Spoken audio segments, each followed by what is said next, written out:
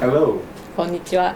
Today's card is direction. 今日のカードは方向性というものです。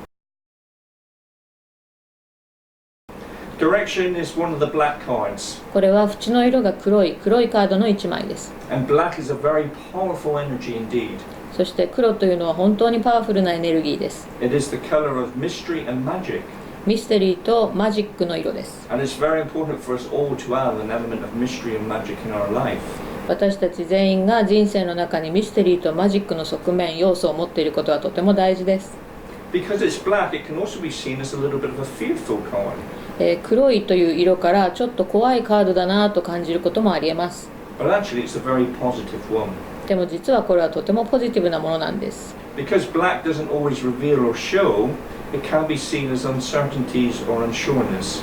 黒というのは全てがよくはっきり目に見えないという感じの性質がありますので、何か不確定な感じ、不安定な感じを呼び起こします。 But actually black holds all colors. でも実は黒の中には全ての色が含まれているのです。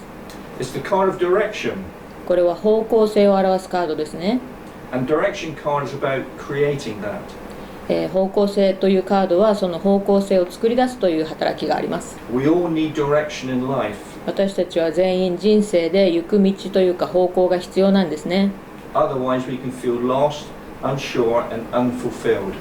行く道、方向性がないと私たちは何か不安定だったり不確定だったり人生の満足感が得られなかったりします。 When this card appears in a reading, it's all about creating direction for you.